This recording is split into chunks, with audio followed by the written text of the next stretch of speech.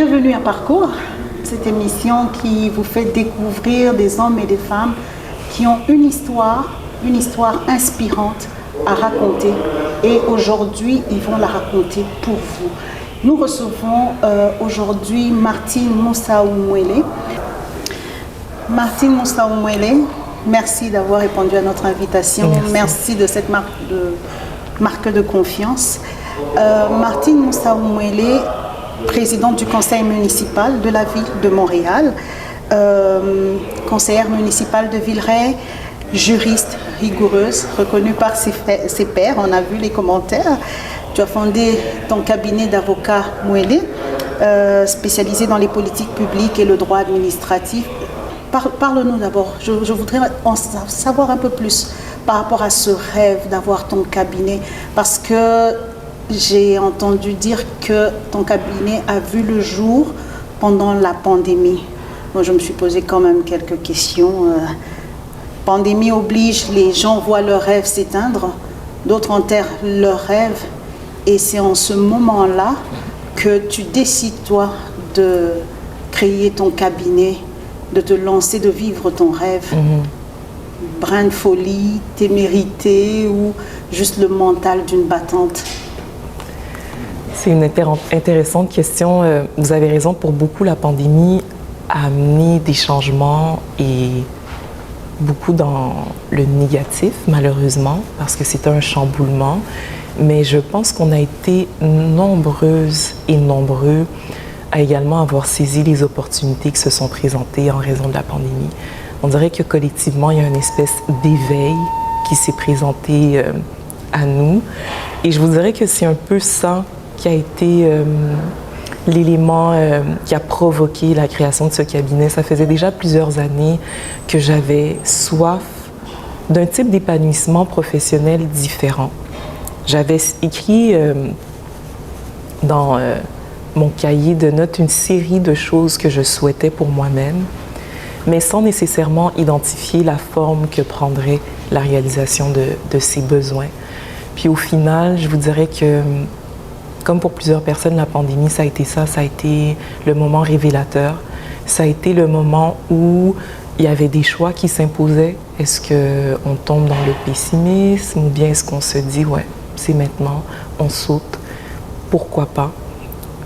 Donc, je vous dirais que l'entrepreneuriat, c'est en quelque sorte imposé parce que le silence, le calme qu'a imposé la pandémie, la réflexion et l'introspection m'a amené maintenant, sans distraction, à me dire, mais tous ces éléments que j'avais mis sur papier, qui correspondaient à mon idéal, comment est-ce que je peux les atteindre?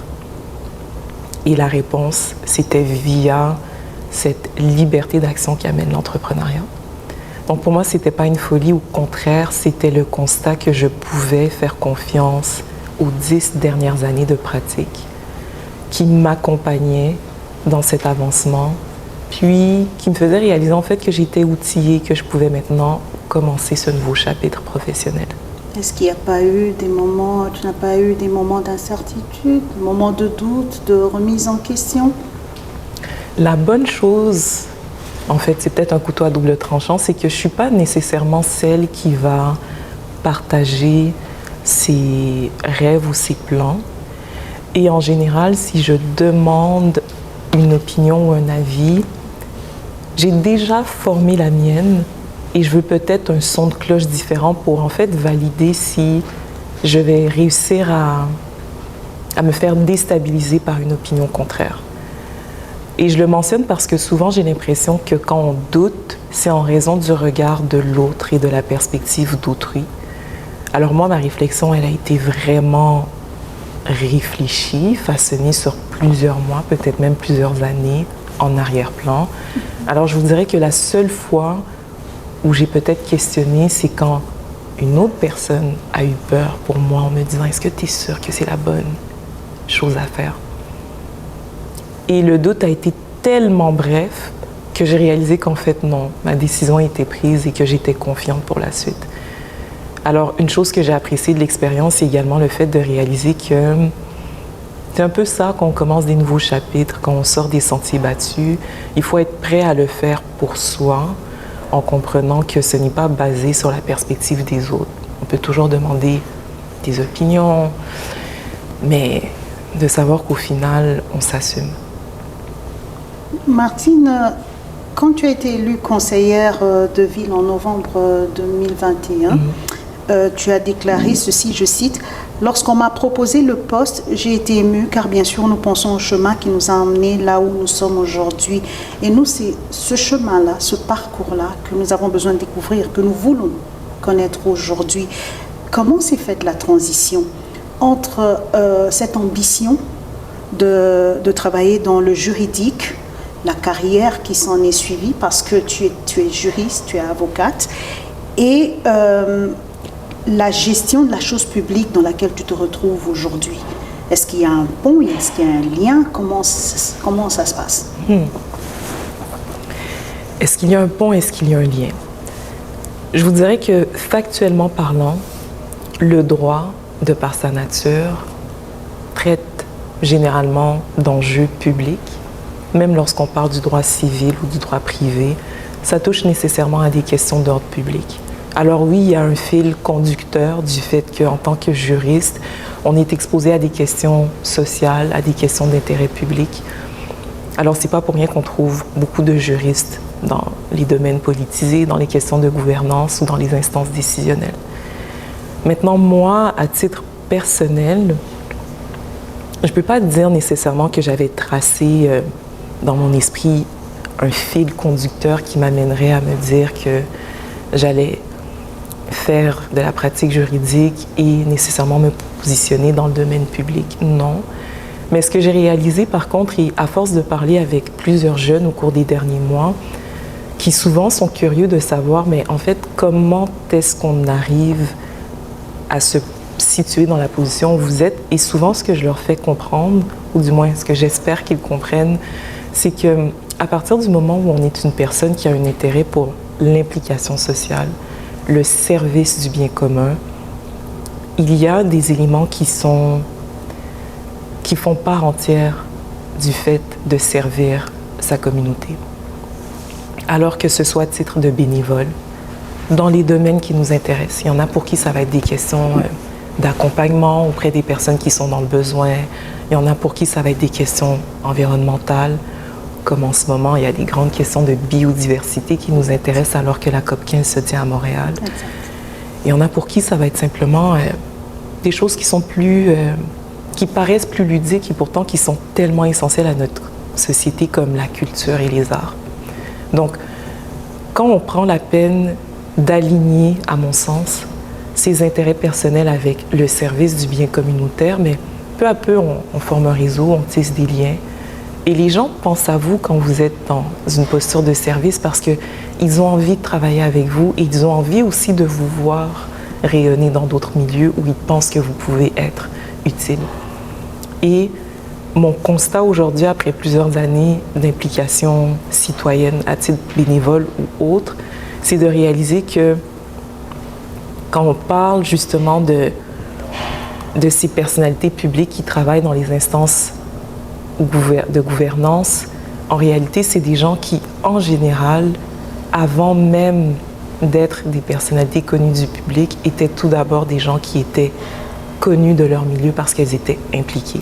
Exact. Alors, je vous dirais que la combinaison de ces deux éléments-là, d'avoir choisi un domaine de travail qui est porté vers les questions publiques et sociales et d'être à la base une personne qui a un intérêt pour l'implication citoyenne, bien nécessairement de fil en aiguille, c'est un peu ce réseau-là qui a amené à tout ça. D'accord. Là, tu parlais qu'il t'arrive de t'adresser aux jeunes et j'ai suivi une de tes interventions, tu disais que tu as suivi le protocole qui a fait que tu as mis du temps à arriver où tu es. Ouais. Alors, tu as dit exactement, tu as suivi le protocole, tu as mis du temps à savoir où était ta place dans la collectivité. C'est quoi ce protocole? C'est quoi ce cheminement à éviter? Quels sont les choix que tu aurais faits différemment aujourd'hui? Je suis reconnaissante pour tous ces choix-là. Je n'en regrette aucun Ce que j'apprécie par contre, c'est que ce sont de bonnes leçons apprises, non seulement pour moi-même, pour la suite des choses, mais ça me fait toujours plaisir de les partager, surtout avec la jeunesse, parce que quand je parle du protocole, pour moi, je fais référence en fait au fait qu'en étant immigrante, en étant la fille de ma mère, en étant membre d'une famille qui avait des grandes attentes envers moi, pour des raisons légitimes, mais également parce qu'on est nombreux à savoir que le parcours de l'immigrant, c'est un parcours de combattant. Alors nécessairement, ça vient avec un sens du devoir et des responsabilités auxquelles, malgré nous, on ne peut pas échapper. Et c'est dans ce sens-là que je veux dire qu'il y avait en quelque sorte un cheminement, un protocole qui s'imposait à moi. Je devais m'assurer de réussir, en fait. Je ne pouvais pas. Échouer, c'était pas une option. Et c'est pas une lourdeur à porter. C'est sûr qu'il y a une certaine pression qui vient avec ça, mais je tiens à préciser que c'est pas une lourdeur à porter parce qu'en perspective aujourd'hui, maintenant que je suis à l'âge adulte et que je peux parler à cet enfant intérieurement pour lui dire que oui, ça a pu paraître difficile à porter comme fardeau, mais ce n'était pas en vain. Et surtout, quand on réalise avec le temps qu'on a grandi dans un pays, dans une communauté où coule le lait et le miel, en quelque sorte, parce que c'est une terre d'opportunités. Exact. Ici, contrairement à beaucoup d'endroits dans le monde, malheureusement, qui veut peut. Alors, cette espèce de protocole auquel je fais référence est davantage en lien avec les exigences qui viennent de la culture dans laquelle je suis née, qui vient de la responsabilité familiale qui m'est imposée, tant en tant que fille, aujourd'hui femme, qu'en tant que Congolaise. Donc, c'est dans cette optique-là que je dis que il n'y a rien que j'aurais nécessairement fait différemment. Cependant, ce que j'ai appris avec le temps, c'est qu'il y a une chose qui échappe à l'enseignement qui vient de la culture dans laquelle je suis née et que j'ai appris ici par la force des choses. C'est l'importance du réseau. Surtout dans une communauté comme la communauté québécoise, canadienne, quand on veut avancer professionnellement, quand on veut s'assurer d'être entouré de bonnes personnes sur qui on peut faire confiance, des gens qui vont vouloir nous voir réussir et qui vont nous ouvrir des portes qui nous paraissaient inaccessibles, il faut savoir tisser des liens avec un réseau. Et pour ce faire, il faut être intègre, généreux et soucieux du bien commun. Et c'est peut-être sur cet élément-là que je vous dirais qu'on n'a pas nécessairement cette force-là au sein de ma culture d'origine. Ce serait, on dirait quoi? Il y a encore du chemin à faire, il y a encore du travail à faire. Mettons, tu as en face de toi une femme qui est de ta culture aussi. Tu lui dis quoi? Comment elle fait? Comment elle s'y prend? Quand je parle à mes consoeurs et compatriotes congolaises, c'est un message que je leur martèle très souvent. L'importance de tisser des liens. Parce que je réalise en fait qu'on a une culture qui est très riche. Les Congolaises, on peut en être très fiers. Par contre, on a beaucoup d'angles morts. Par exemple, et je le dis candidement, moi c'est quelque chose que je pense personnellement, on n'a pas encore trouvé l'équilibre avec certains bienfaits du patriarcat. Alors je remarque par exemple qu'on a souvent tendance à s'effacer, à diminuer nos forces. Et pour des femmes comme les Congolaises qui sont pourtant tellement capables, compétentes et assez exceptionnelles, c'est quelque chose qui est redoutable parce qu'il y a tellement à faire, à accomplir ici et en tant que membre de la diaspora que je pense que c'est vraiment une perte que de s'effacer. Alors moi, je vous dirais que cet élément de tisser des liens et de s'assurer de ne pas avoir peur de mettre de l'avant justement ses qualités, ses habiletés, ses forces, c'est quelque chose que je ramène souvent à mes consoeurs. Parce que je sais que culturellement parlant, on est souvent amené justement à jouer un rôle en arrière-plan. En parlant de ça, d'ailleurs, je reviens souvent sur des choses que tu as dites, que j'ai entendues, retenues, qui m'interpellaient. Tu as dit ceci un jour: la peau ébène que je porte a toujours été une différence qui m'a été faite remarquer par les autres, mais je ne la vois pas parce que je vis dedans. C'est un symbole fort, j'espère qu'il sera inspirant pour ceux qui cherchent de l'inspiration. C'est vrai, ce n'est pas courant de voir une jeune femme noire de surcroît, aujourd'hui issue des minorités au sein de hautes instances dirigeantes. Même avec le recul, avec toute l'expérience que tu as, le chemin que tu as parcouru, quelle qualité humaine cela va demander? Là, je t'entends dire que quand tu parles aux Congolaises, tu essaies de leur faire comprendre qu'elles peuvent se mettre en avant. Elles n'ont pas besoin de s'effacer. Qu'elles doivent. Elles doivent vraiment se mettre en avant. Alors, qu'est-ce que ça prend? Parce que j'ai l'impression d'avoir en face de moi quelqu'un qui ne s'arrête pas, ou qu'on n'arrête pas facilement. Qu'est-ce que ça prend comme qualité humaine? Je vais répondre en 2 temps. Premièrement, je vous dirais que, vous le savez autant que moi, il n'y a aucun jour où je me réveille et que je me vois dans le miroir où je vais dire, tiens, je suis noire. C'est jamais arrivé dans ma vie. Raison pour laquelle je dis, je vis dedans. C'est même pas une question. Ça ne se pose pas en fait pour toi. C'est un élément qui est d'aucun intérêt. Mais c'est toujours le regard des autres qui va me le rappeler. Tant ceux qui ne sont pas dans ma communauté que ceux qui sont dans ma communauté. Donc, il y a toujours quelqu'un pour me rappeler qu'à leurs yeux, la première chose qu'ils vont voir, c'est que je suis noire et femme. Mais mon quotidien, je ne le vis pas comme ça. Donc, c'est important pour moi de le souligner parce que il y a 2 éléments qui vivent en opposition, mais qui coexistent dans cette réalité-là.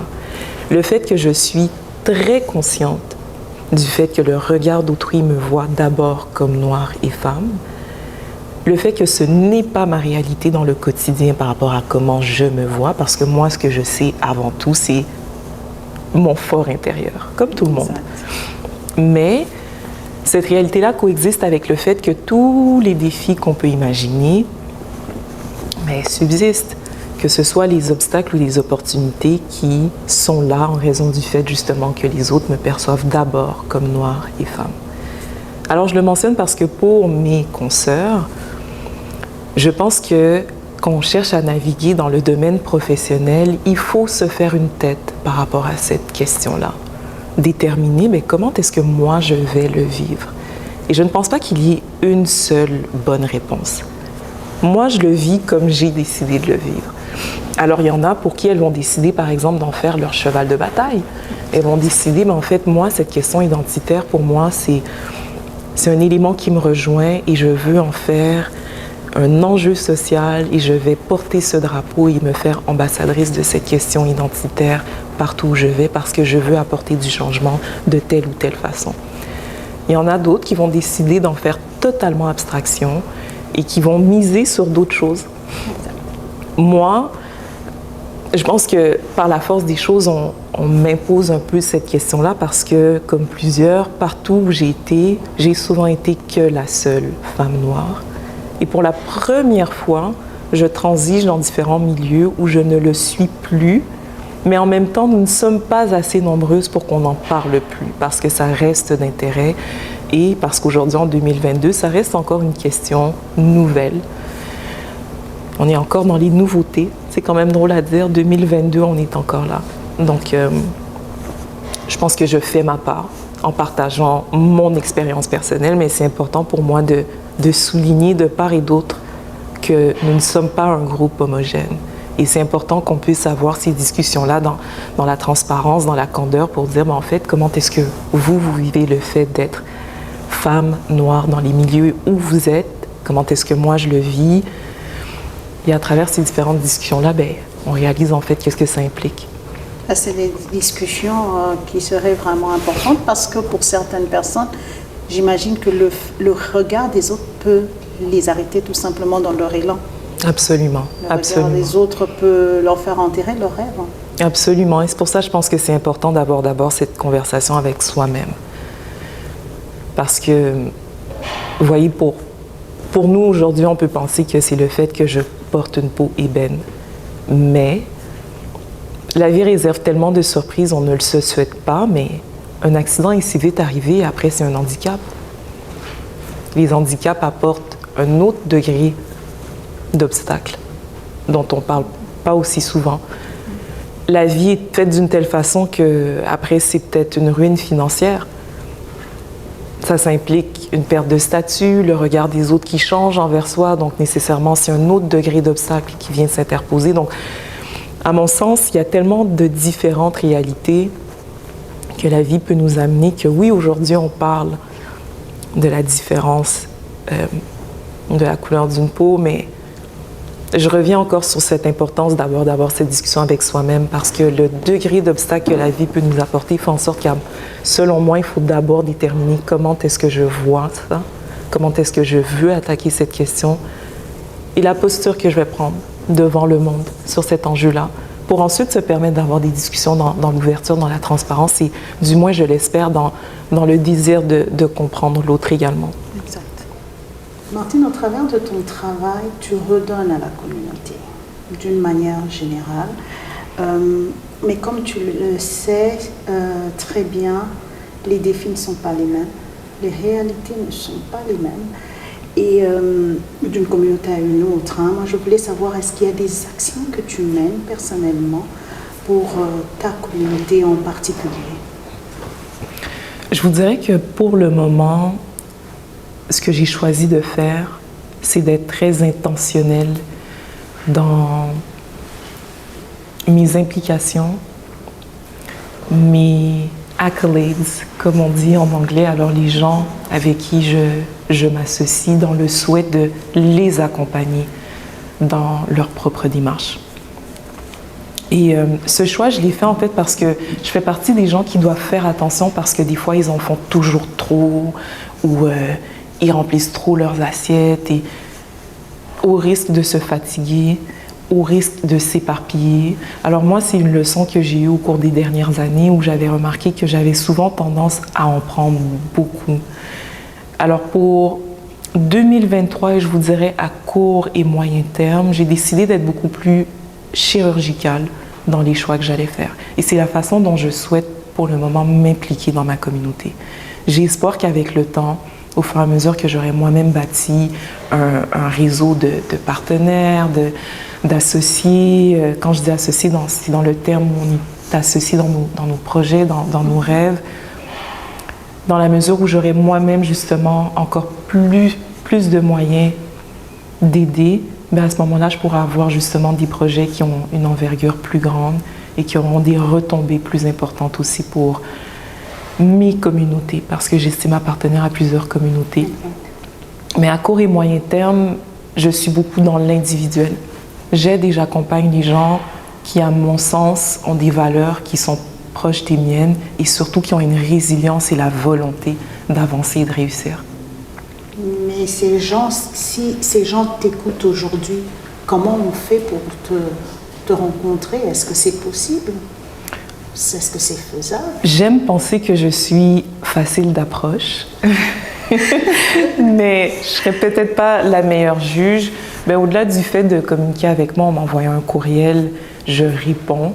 Si je ne suis pas la bonne ressource, je prends toujours la peine de diriger les gens vers ce que je pense être une bonne porte d'entrée. Mais, tu sais, après, il faut savoir que, et je parle pour moi-même également, tu sais, le pire qui peut arriver quand on demande quelque chose, c'est qu'on nous dise non. Alors moi, je suis de celles qui appartiennent à l'école de pensée où je vais demander quand je pense que quelqu'un peut me donner un coup de main ou peut être la bonne ressource, en sachant très bien que dans le pire des cas, la personne me dira non. Et c'est tout, je passe à autre chose. D'accord, merci Martine. On va finir par cette question. On l'a dit, tu es la première femme à présider le conseil de ville, la première femme noire, je précise. Alors, sans vouloir tomber dans une vision assez réductrice de ta mission, parce qu'on sait que ta mission s'étend à tous les Montréalais, quelle valeur, pendant ton mandat, quelle valeur veux-tu porter pour ta communauté? Cette question est difficile, mais je l'aime bien. Quelle valeur est-ce que je compte porter pour ma communauté dans le cadre de ce mandat? En fait, ma réponse va au-delà de ma communauté parce que ça fait déjà quelques années que je me suis départie du fardeau que c'est que de devoir représenter un groupe, même sa famille, ses amis, ses proches. C'est une pression que j'ai vraiment de la difficulté à supporter, honnêtement. Par rapport à la pression du peuple? Ouais, juste généralement parlant. Généralement parlant, j'aime être redevable pour moi-même, pour mes actions, mes propos, mais de devoir être redevable pour un groupe et de devoir porter le poids d'être l'ambassadrice, la porte-parole, la représentante. Encore une fois, je vais vous opposer deux contradictions. Je sais que cette réalité-là existe. J'en suis très consciente. Je suis née bantoue, congolaise, qui vit aujourd'hui ici à Montréal et qui est fièrement québécoise. Mais tous ces éléments identitaires ne sont pas tout ce que je suis. Ce qui fait en sorte que je veux d'abord être redevable pour qui je suis avant de chercher vraiment à porter le poids que c'est que de devoir représenter tous ces éléments identitaires. Donc je le dis parce que d'un côté, je pense qu'il y a une peur qui se cache derrière ça et c'est la peur de décevoir. C'est vraiment, vraiment difficile à mes yeux d'avoir des gens qui comptent sur vous pour marcher sur une ligne droite tout le temps, partout, à toute heure.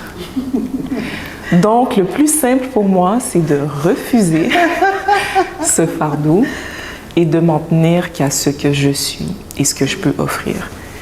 Alors, ça me permet un peu plus d'humanité, ça m'allège du fardeau de la perfection et ça me permet en fait de dire à ceux qui estiment que je leur appartiens de par notre sens commun, que ce soit culturel, linguistique ou autre, que ces gens peuvent compter sur moi pour qui je suis à titre personnel et pour le reste, on se rejoindra sur certains éléments et sur d'autres, on sera en totale opposition.